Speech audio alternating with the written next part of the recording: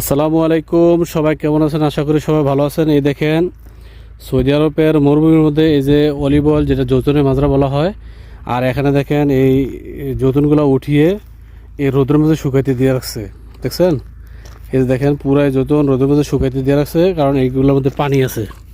এই যে হালকা পানি আছে, এগুলো শুকাইলে তখন তেল উঠানোর জন্য নিয়ে যাবো মেশিনের মধ্যে।